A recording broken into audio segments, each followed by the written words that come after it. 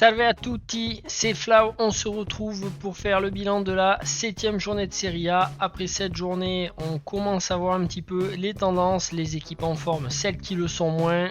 C'est parti! Venezia se déplaçait sur la pelouse de Cagliari. Cagliari a marqué par Balde à la 19e minute et Busto est venu sauver un point pour Venezia à la 92e minute. La Salernitana est allée au Genoa, on va en reparler après. La victoire est donnée par Djuric à la 66e sur un match très équilibré. Le Torino, la Juventus, le derby della Mole. Et bien la Juventus réussit à s'imposer grâce à Locatelli à la 86e minute. La Juventus n'est pas encore convaincante dans sa prestation, le Torino est solide. Mais malgré tout, pour la Juve, c'est une victoire qui est très importante, qui permet de recoller au haut du classement. Sassuolo recevait l'Inter de Milan, très grosse performance de Sassuolo, très bon début de match, Berardi inscrit le premier but à la 22e minute sur penalty, mais les gros changements effectués par Simone Inzaghi en deuxième période et l'entrée de Dzeko aux alentours de la 55e minute le font marquer quasiment tout de suite après son entrée et Lautaro vient sceller la victoire de l'Inter à la 78e minute sur penalty. C'est vraiment un très beau visage de cette équipe de Sassuolo. Pour moi, c'est toujours la défense vraiment qui pêche. Il leur manque un vrai bon gros défenseur, je pense. Bologna-Lazio. Ici, la Lazio a déçu. Elle s'est faite ouvrir, il n'y a pas d'autre mot. Ils en ont pris 3 et n'ont rien pu faire à Serbie après un carton rouge en fin de match. Ils ont vraiment pas montré un beau visage. Je note le but de Ikei, le petit écossais de 19 ans, qui a marqué un but à la 68e et c'est vraiment une belle performance. Le Hellas s'est imposé 4-0 sur sa pelouse face à la Spezia. Là, il n'y a pas eu de discussion. On a eu un gros match de Caprari. Simeone et Faraoni et Bessa ont marqué également. Voilà, les Hellas, ils étaient en représentation. La Sampdoria a fait 3 partout contre l'Udinese sur sa pelouse. Je pense, pour moi, c'est une contre-performance. La Sampdoria, ils peuvent faire mieux, mais l'Udinese, ils se sont pas laissés faire. En tout cas, dans ce match, on a assisté à un but stratosphérique de Candreva. Il devait être à une bonne quarantaine de mètres. Ensuite, la Fiorentina recevait le Napoli. Grosse entame de match de la part de la Fiorentina, grosse domination. Ils ont ouvert la marque et n'ont pas réussi malheureusement pour eux à lutter et à tenir contre le Napoli qui vient s'imposer par 2 buts. Lozano après un penalty raté de Lorenzo Insigne et Ramani qui a réussi en fin de match à doubler la mise et à donner la victoire au Napoli. Il y a de belles individualités, mais je vois des lacunes et surtout sur les débuts de match où le collectif peine à se mettre en place. À l'opposé, la Fiorentina a vraiment un très bon collectif et arrive à faire de très belles choses. Et rencontrer un gros bloc parce que le Napoli ne sont pas premiers par hasard. Et pour la Fiorentina, c'était quand même un match difficile, mais ils n'ont vraiment pas démérité. Ils méritent leur place en haut du classement. Ensuite, la Roma recevait Empoli. Ils leur ont laissé aucune chance. C'est Lorenzo Pellegrini qui a re-signé jusqu'en 2026, a ouvert la marque. Et ça a été doublé par Mkhitaryan. C'est un beau match de l'AS Rome. Et puis le gros match qu'il fallait pas rater pour moi, c'est Atalanta-Milan. Et là, un grand Milan, vraiment un grand Milan, une équipe qui s'impose de plus en plus dans son style et dans sa façon de jouer. L'Atalanta qui bénéficie d'un penalty, bon, on peut discuter. En tout cas, le gros coup dur pour l'Atalanta après la perte de Gossens qui, à mon avis, leur fait déjà beaucoup de mal. Là, c'est la blessure de Pessina. On va voir quelle est la gravité de cette blessure. Et maintenant, on fait un gros plan sur Salernitana-Genoa. Vu que j'aurai pas le temps de vous faire 3 gros plans, j'ai pris ce match qui n'est pas une affiche, mais un match très important pour la Salernitana. Comme je le dis depuis le début, je les trouve très faibles quand même pour la Serie A. Et force est de constater qu'ils travaillent bien face au Genoa, qui est quand même une équipe habituée à la Serie A. Ils leur ont tenu la dragée haute. Vous pouvez le voir, la possession du ballon a été à peu près équilibrée. Vous pouvez voir également que 10 frappes cadrées d'un côté et 19 de l'autre, ça a quand même beaucoup moins tiré. Par contre, en termes du nombre de passes, on revient à égalité, le nombre de fautes aussi. Donc sur ce match-là, ils ont moins conclu d'action par des frappes, ils ont moins pu être dans la finition, ils ont beaucoup plus souffert que le Genoa. Mais pour autant, le rendu est très bon. Le Castanos a une très bonne note en fin de match, qu'il obtient le 8. C'est quand même pas rien, il a vraiment fait un gros match. De l'autre côté, nous avons Calonne qui a fait ce qu'il a pu pour aider le Genoa. Il y a eu beaucoup de difficultés et notamment un Robella qu'on n'a pas vu sur un match où vraiment c'est là où pour moi il faudrait qu'il pèse. Il y a eu des manquements au Genoa alors que côté Salernitana vraiment ils se sont vraiment donnés. Je vous laisse regarder les notes individuelles. Belle performance du Salernitana en tout cas. On passe maintenant à mes tops, mes flops. Alors pour les équipes, cette saison, il faut dire ce qui est, c'est le Milan qui font un début de saison, je trouve énorme, que ce soit en Serie A comme en Coupe d'Europe. ils imposent leur style au fil des matchs, ils ont confiance en eux, ils respirent la bonne ambiance. Donc voilà, pour moi c'est vraiment la bonne équipe de ces 7 premières journées, de cette journée aussi. La Salernitana, comme je viens d'en parler, c'est une bonne surprise pour moi qu'ils réussissent à aller prendre un point et ce travail, voilà, j'avais vraiment envie de les citer ici. Ensuite Bologne, parce que quand on fait les comptes et les totaux, ils se retrouvent tout en haut du classement, ce qui est assez impressionnant. Pour les joueurs, je mettrai Lorenzo Pellegrini, le capitaine de l'AS Rome. Il est en train de prendre vraiment de l'ampleur déjà dans ce club. Sa re-signature, son brassard de capitaine, José Mourinho, tout ça c'est du poids et il encaisse très très bien. Il fait des petits gestes techniques en permanence, ça montre vraiment qu'il est à l'aise sur le terrain. Il favorise beaucoup le collectif.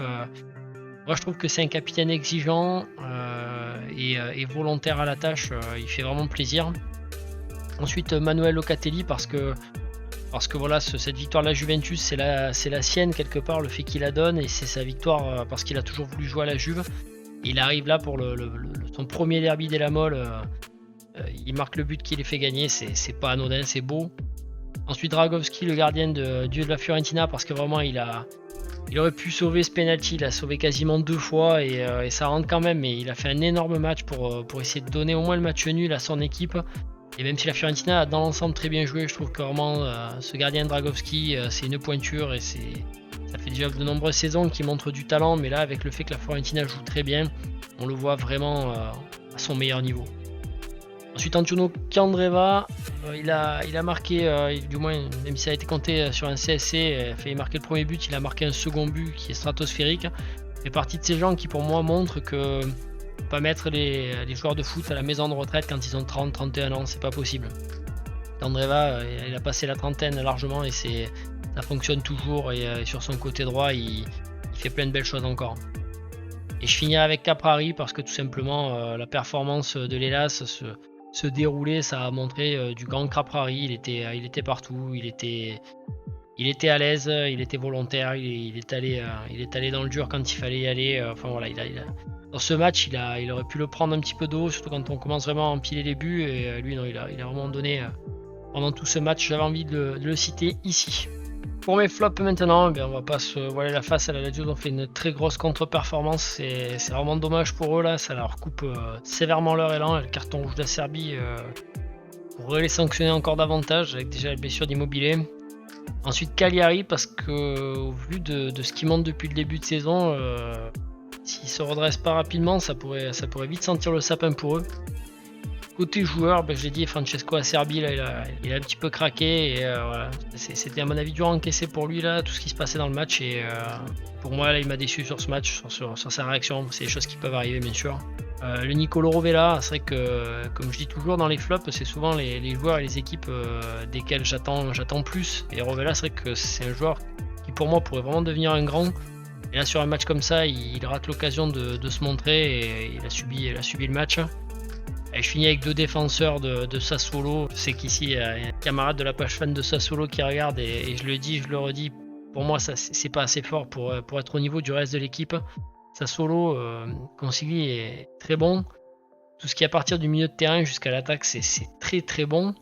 Mais là en défense c'est léger, et les deux là, Chiriches et Muldur, pour moi ça n'a pas le niveau pour suivre cette équipe là. Il faut qu'ils arrivent à trouver 1 voire 2 joueurs. Le top serait que Romagna revienne déjà, et peut-être trouver un latéral droit vraiment qui soit une pointure, qui soit une flèche en attaque, et qui défensivement soit solide quoi. Allez, on passe maintenant au classement de cette Serie A après cette journée. Le Napoli reste premier en tête avec 21 points. En embuscade, le Milan AC à 19 points qui attend le moindre faux pas. L'Inter est 3ème à 17 points. L'AS Rome est dans les 4 premiers avec 15 points. Donc là, l'effet Mourinho semble fonctionner quand même en ce début de saison. La Fiorentina est à 12 points, juste devant la Lazio, Bologne, la Juventus et l'Atalanta. Alors ici, vraiment, c'est la présence de Bologne qui est surprenante, et ils font un très très bon début de saison. La Lazio qui dégringole un petit peu, la Juventus qui revient là dans cet haut de classement, ça fait plaisir. L'Atalanta, ça va être une saison peut-être compliquée avec ses blessures qui s'empilent. Ensuite, on retrouve à la 10e place Empoli à 9 points. Suivent à 8 points l'Hellas, le Torino et l'Udinese. Le Torino, pour moi, ils peuvent espérer mieux. L'Hellas, c'est très très bien. L'Udinese aussi. Sassuolo, la Sampdoria à 7 et 6 points. Pour moi, c'est deux équipes que j'attends plus haut. Je pense que ça va remonter d'ici Noël pour ces deux équipes parce que elles, avec le Torino, je les vois vraiment fortes et je pense qu'elles peuvent arriver à gratter ces trois équipes encore pas mal de place.